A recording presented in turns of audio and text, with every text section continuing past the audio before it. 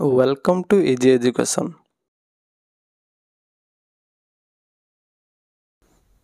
ଆଜିର ପାଠ ରହିଛି ବୀଜଗଣିତର ସମ୍ଭାବ୍ୟତା। ନା ସମ୍ଭାବ୍ୟତା କ'ଣ? ପ୍ରୋବାବିଲିଟି।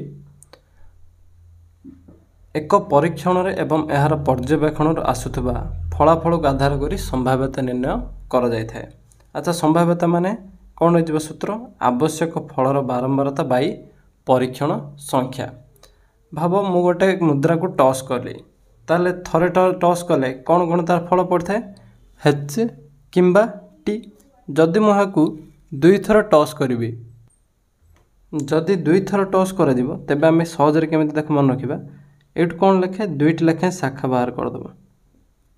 ଦେଖ କ'ଣ ଲେଖିଦେଲି? ଏଇଠୁ H ପୁଣି H, T ପୁଣି T। ଆମର ଯେହେତୁ ପ୍ରଥମେ H T ଆସିଛି, ତେଣୁ ଦେଖ ପକାଇଦେବ H T H T, ରହିଗଲା ଉତ୍ତର। ଯଦି ତିନିଥର ଟସ୍ କରାଯାଏ ତେବେ ସେମିତି ଫଳ କ'ଣ? ଦୁଇଟି ଲେଖାଏଁ ପୁଣି ଏଗୁଡ଼ିକର ଦେଖ H H H H H T H T T H T H T T T T, ତାପରେ single H T H T H T ଏବଂ H T। ସହଜରେ ମନେ ରହିଗଲା। ଯଦି ଥରେ ଟସ୍ କରିବା କେତେ ଥର ପଡ଼ିବ? ଦୁଇଟି ଫଳ। ଦୁଇଥର ଟସ୍ କଲେ 4ଟି ଫଳ ମିଳିବ, ଆଉ ତିନିଥର ଟସ୍ କଲେ 8ଟି ଫଳ ମିଳିବ। ତେଣୁ ସୂତ୍ର ହୋଇଗଲା 2 ର ପାୱାର n। ସୂତ୍ର ହୋଇଗଲା 2 ର ପାୱାର n। ଯଦି ଥରେ ପଡ଼ିବ ତାହେଲେ n ପକାଇଦେଲେ କ'ଣ ହୋଇଗଲା? 2 ର ପାୱାର 2। ଦୁଇଥର ପଡ଼ିଲେ 2 ର ସ୍କୋୟାର 4, ତିନିଥର ପଡ଼ିଲେ 2 ର କ୍ୟୁବ୍ କ'ଣ ହେଲା? 8। ଏଇଭଳି ଆମର ଫଳ ମିଳିବ। ପ୍ରଥମ କ୍ୱେଶ୍ଚିନ୍, ଗୋଟିଏ ମୁଦ୍ରାକୁ 3 ଥର ଟସ୍ କରିବାରୁ 15 ଥର ଟି ଆସିଲା। କ'ଣ ରଖିଦେବା? 15 ଥର ଟି ଆସିଲା। ତେବେ ପି ଅଫ୍ ଟି ଏବଂ ପି ଅଫ୍ ଏଚ୍ ନିର୍ଣ୍ଣୟ କର। ଦେଖ ମୁଦ୍ରା ଟୋଟାଲ ଟସ୍ କେତେ ଥର କରାଯାଇଛି? 30 ଥର। ସେଥିରୁ ଟି ପଡ଼ିଯାଇଛି କେତେ ଥର? 15 ଥର। ତେବେ ଏଚ୍ କେତେ ଥର ପଡ଼ିବ? କ'ଣ ହେଇଯିବ? ଟୋଟାଲ ମାଇନସ୍ 15, ହେଲେ କେତେ ଥର ହେଲା? 15 ଥର। ତେବେ ପି ଅଫ୍ ଟି ଏବଂ ପି ଅଫ୍ ଏଚ୍, ଦେଖ ପି ଅଫ୍ ଟିର ସୂତ୍ର କ'ଣ? ମୋଟ ଟି କେତେ ଥର ପଡ଼ିଛି ବାଇ ମୋଟ ସଂଖ୍ୟା ବା ଏସ୍ ସାମ୍ପଲ୍ ସ୍ପେସ୍। ଏଠି ଦେଖ କ'ଣ ହେଇଗଲା? 15/30 ଇଜିକାଲ୍ 1/2। ସେମିତି ଏଠି ପି ଅଫ୍ ଏଚ୍ କ'ଣ ହେଇଯିବ? ମୋଟ କେତେ ଥର ଏଚ୍ ପଡ଼ିଛି ଏବଂ ମୋଟ ସାମ୍ପଲ୍ ସ୍ପେସ୍ କ'ଣ ରହିଛି? 15/30 ଇଜିକାଲ୍ ହେଲା 1/2। ତେଣୁ ଏମିତି ସମ୍ଭାବ୍ୟତା ଆମେ ନିର୍ଣ୍ଣୟ କରିପାରିବା। ପରବର୍ତ୍ତୀ କ୍ୱେଶ୍ଚିନ୍ ରହିଛି, ଗୋଟିଏ ମୁଦ୍ରାକୁ ଥରେ ଟସ୍ କଲେ ପି ଅଫ୍ ଏଚ୍ ଏବଂ ପି ଅଫ୍ ଟିର ସମଷ୍ଟି କେତେ? ଆଚ୍ଛା, ଯଦି ମୁଦ୍ରାକୁ ଥରେ ଟସ୍ କରାଯାଏ ତେବେ ଫଳ କ'ଣ ମିଳିବ? ଏଚ୍ କିମ୍ବା ଟି। ତେଣୁ ଦୁଇଟି ଫଳ। ପ୍ରଥମେ ବାହାର କରିଦେବା P of H. P of H କ'ଣ ହେଇଯିବ? ନା mod of H whole by sample space. ତେବେ ଦେଖ କ'ଣ ହେଲା? 1/2। ସେମିତି ପି ଅଫ୍ ଟି ମଧ୍ୟ ହେଇଯିବ mod of T whole by total. ତେଣୁ ହେଇଗଲା 1/2। ଯେହେତୁ ଏଟା ସମଷ୍ଟି ପଚାରିଛି, ତେଣୁ P of H plus P of T କ'ଣ ହେଇଯିବ? 1/2 ପ୍ଲସ୍ 1/2। କ'ଣ ହେଇଗଲା? ଲସ୍ ଆଗକୁ 2, ଉପରେ ହେଲା 2/2 ଇଜିକାଲ୍ 1।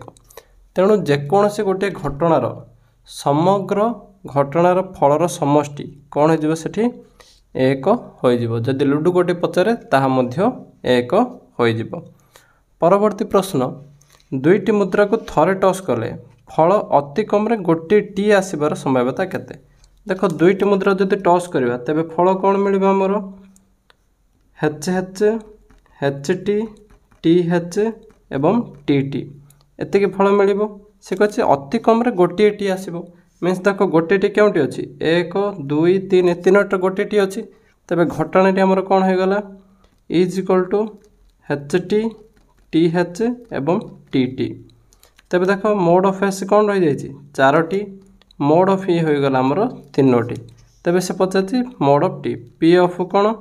ଘଟଣା ଯେହେତୁ ଗୋଟିଏ ଟି ଆସିବ, ତେଣୁ ଘଟଣା ଇଜିକାଲ୍ ମୋଡ଼ ଅଫ୍ ଇ ହୋଲ୍ ବାଇ ମୋଡ଼ ଅଫ୍ ଏସ୍। ତାହେଲେ କେତେ ରହିଗଲା? 3 ବାଇ ଟୋଟାଲ୍ କେତୋଟି ଫଳ? 4ଟି ଫଳ। ଏଇଟା ହେଇଯିବ ଆମର ଆନ୍ସର୍। ପରବର୍ତ୍ତୀ ପ୍ରଶ୍ନ, 60ଟି ବଲ୍ ଥିବା ବ୍ୟାଗ୍ରେ 6ଟି ନାଲି ବଲ୍, 12ଟି କଳା ବଲ୍, ଅବଶିଷ୍ଟ ଧଳା ବଲ୍। ଟୋଟାଲ୍ ବଲ୍ କେତେ ରହିଛି? ନା 60ଟି। ସେଥିରୁ ନାଲି ବଲ୍ ରେଡ୍ ରହିଛି କେତୋଟି 6ଟି, କଳା ବଲ୍ ବ୍ଲାକ୍ ରହିଛି 12ଟି, ଅବଶିଷ୍ଟ ଧଳା। ହ୍ୱାଇଟ୍ ବଲ୍ କେତେ ହେଇଯିବ କ'ଣ କରିବ 60 ମାଇନସ୍ 6 ପ୍ଲସ୍ 12 ଇଜିକଲ୍ କ'ଣ ହେଲା 60 ମାଇନସ୍ 18। କେତୋଟି ବଲ୍ ରହିଯିବ ନା 42ଟି ବଲ୍ ରହିଲା। ତେବେ ସେ ପଚାରିଛି ଧଳା ବଲ୍ ସମ୍ଭାବ୍ୟତା କେତେ। ତେବେ ପି ଅଫ୍ ହ୍ୱାଇଟ୍ ବଲ୍ କ'ଣ ହେଇଯିବ mod of white Bai mod of S. Total କେତେ ରହିଛି ଧଳା ବଲ୍ ରହିଛି 42ଟି, ଟୋଟାଲ୍ କେତୋଟି ବଲ୍ ରହିଛି 60ଟି। ତେବେ କଟାକଟି କରିଦେବା 6 7 42 6 10 60 କେତେ ରହିଗଲା 7/10। ସମ୍ଭାବ୍ୟତା ହୋଇଗଲା 7/10। ଉତ୍ତର ମିଳିଗଲା ଆମକୁ। ପରବର୍ତ୍ତୀ ପ୍ରଶ୍ନ ଯିବା ଯେ ଗୋଟିଏ ଲୁଡୁ ଗୋଟିକୁ ଥରେ ଗୋଡ଼ାଇଲେ ମିଳୁଥିବା ଫଳ। ଆଚ୍ଛା ଏଥର ଲୁଡୁ ଗୋଟି ଆସିଲା। ଲୁଡୁ ଗୋଟି ଥରେ ଯଦି ଗୋଡ଼ାଇବା କ'ଣ କ'ଣ ମିଳିପାରିବ 1 2 3 4 5 ନହେଲେ 6।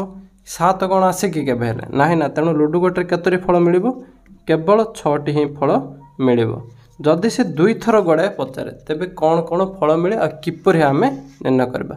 ଆଚ୍ଛା ସବୁଠୁ ସହଜ ଟ୍ରିକ୍ କ'ଣ ରଖିବ ନା 11 12 13 14 15 16 ତାପରେ ପୁଣି 21 31 41 51 61 ଏମିତି ଧରି କ'ଣ ହେଲା 22 23 24 25 26 ସେମିତି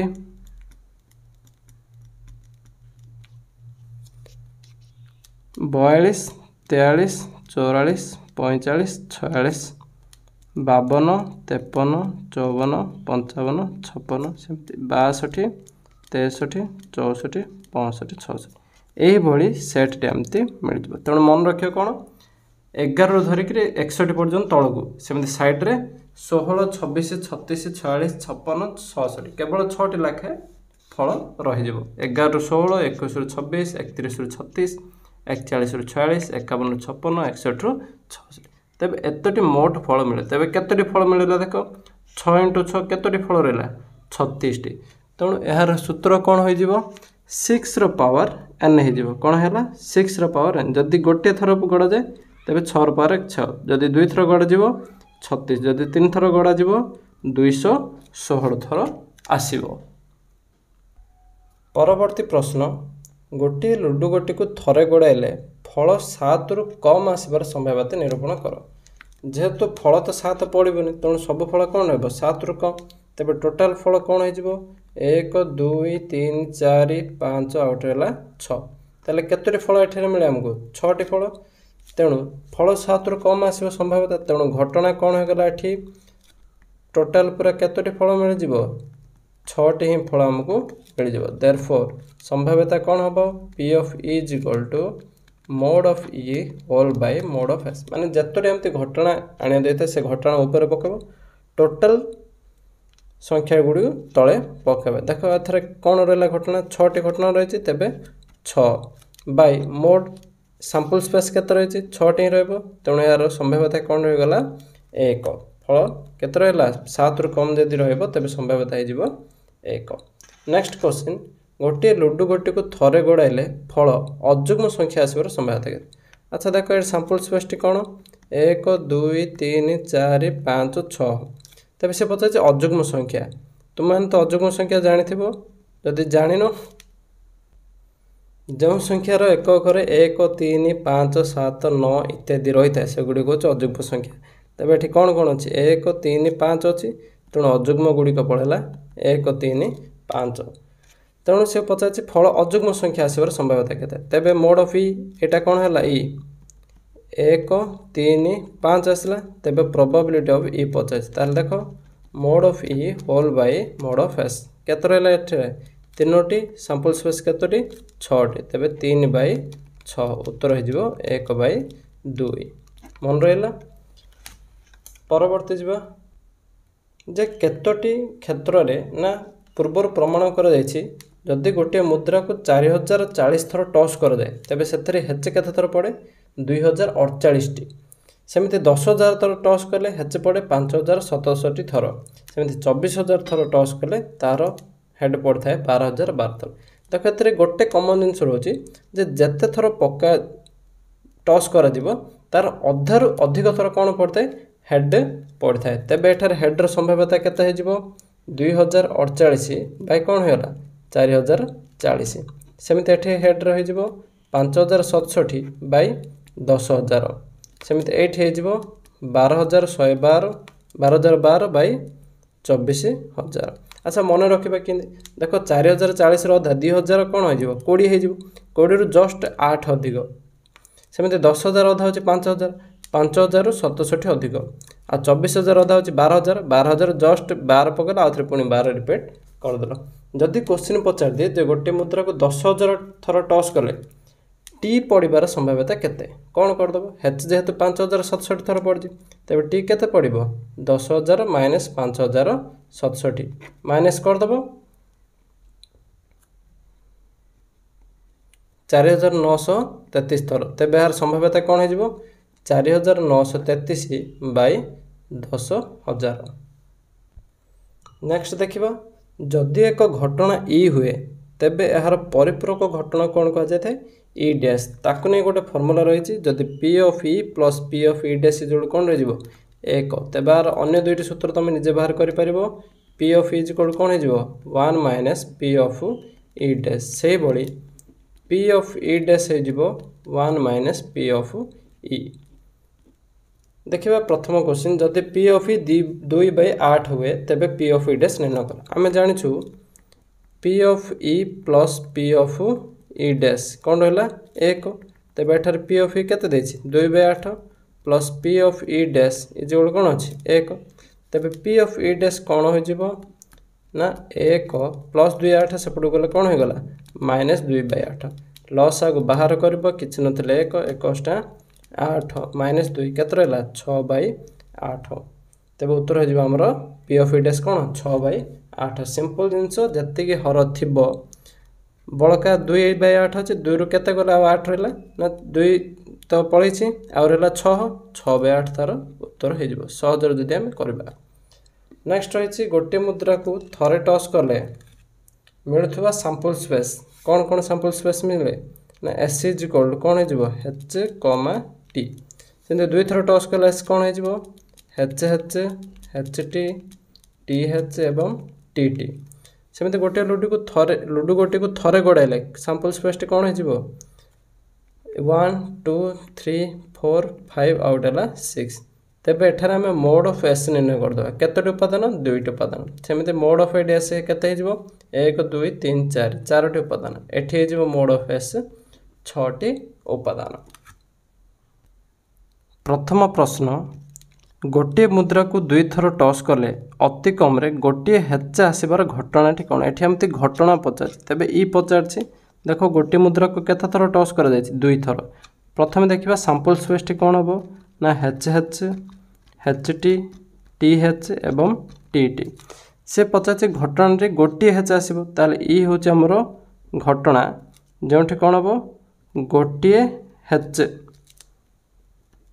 आसबार संभाव्यता कौन रही देख गोटे हेच जेहेतु 3टी रेणु कौन हो गला हेच हेच हेच टी अन्यटी है टी हेच तेबे यार संभाव्यतार सूत्र कौन से तो घटना पचार तेबे अति कम गोटे घटना कौन है हेच एच एच टी एवं टी एच नेक्स्ट रहा गोटे सूत्र जदि E1 एक घटना एवं E2 अन्य एक घटना तेबे E1 और E2 मध्य जदि साधारण उपादान अच्छी तेबे सेगुड़ी को कौन कहबा परस्पर छेदी जदि साधारण उपादान न थाए तेबे ताहाको हम कहदेबा बहिर्भुक्त घटना तेबे देख सूत्र आमर कौन रही पूर्वे थिला कौन सूत्र रही mod of A union B is equal कौन थिला mod of A plus mod of B minus mod of A intersection B एटी मध्य से भाई किंतु ये E1 E2 घटना नि जदि परस्पर छेदी हेबे तेबे P of E1 union E2 is equal कौन है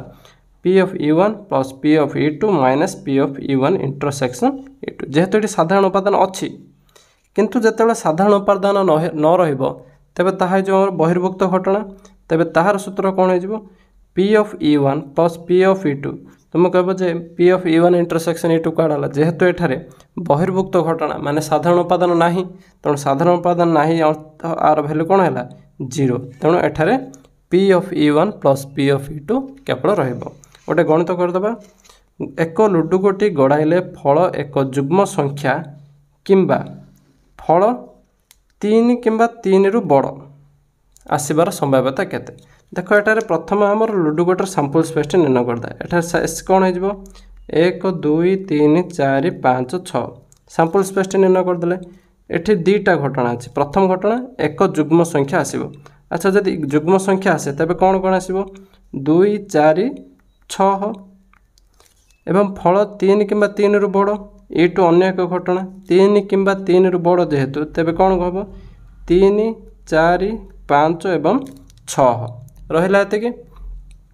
ଏବେ ଦେଖ ମୋଡ୍ ଅଫ୍ ଏସ୍ ଏଠାରେ କ'ଣ ହେଲା 6 ମୋଡ୍ ଅଫ୍ E1 ଏଠାରେ ହେଇଗଲା 3 ମୋଡ୍ ଅଫ୍ E2 କ'ଣ ହେଲା ଏଠାରେ 4।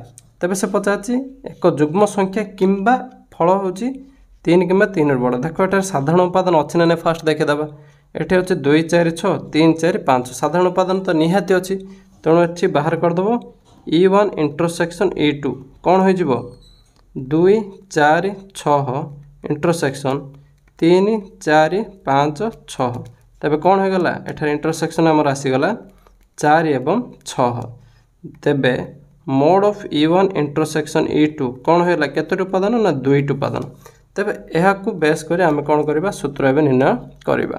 ତେବେ କ'ଣ ସୂତ୍ର P of E1 union E2 is equal ଯେହେତୁ ଏଇଟା ଗୋଟେ କି ଘଟଣା ନା ପରସ୍ପର ଛେଦି ତେଣୁ ସୂତ୍ର ହେଇଯିବ P of E1 plus P of E2 plus minus P of E1 intersection E2। ଦେଖ ପକାଇବା P ଅଫ୍ E1 ସୂତ୍ର କ'ଣ ହେବ mod of E1 by mod of S ସେମିତି E2 ହୋଇଗଲା mod of E2 by mod of S minus ଏଇଠି ହେଇଯିବ mod of E1 intersection E2 whole by mod of S ପକାଅ। ମୋଡ୍ ଅଫ୍ E1 କେତେ ରହିଛି 3 ସାମ୍ପଲ୍ ସ୍ପେସ୍ ଅଛି 6 mode of E2 କେତେ ହୋଇଗଲା 4 ସାମ୍ପଲ୍ ସ୍ପେସ୍ ହେଲା 6 E1 ଇଣ୍ଟରସେକ୍ସନ୍ E2 କେତେ ରହିଛି 2 ସାମ୍ପଲ୍ ସ୍ପେସ୍ ହେଲା 6। ତେବେ ଦେଖ ଏଠାରେ ସବୁଜା ହର କ'ଣ ରହିଛି 6 ତେଣୁ ଏଠି କ'ଣ ହେଇଯିବ 3 ପ୍ଲସ୍ 4 ମାଇନସ୍ 2 4 3 ରହିଲା 7 ମାଇନସ୍ 2 ବାଇ 6 ଯୋଉଠୁ କ'ଣ ହେଇଯିବ 5 ବାଇ 6 ଆନ୍ସର୍ ଏଠି ହେଇଗଲା ଆମର 5 ବାଇ 6। ପରବର୍ତ୍ତୀ ପ୍ରଶ୍ନ ରହିଛି ଯଦି E1 E2 ଦୁଇଟି ଘଟଣା ଯେଉଁଠାରେ P ଅଫ୍ E1 ଦେଇଛି 3 ବାଇ 7 P ଅଫ୍ E2 ଦେଉଛି 2 ବାଇ 7 ତେବେ P of E1 intersection E2 is equal 1 Bai 7 ତେବେ P ଅଫ୍ E1 ୟୁନିୟନ୍ E2ର ସୂତ୍ର ନିର୍ଣ୍ଣୟ କର। ପ୍ରଥମ କଥା ଏଠି ସୂତ୍ର ପକାଇଦେବା P of E1 plus P of E2 minus P of E1 intersection E2।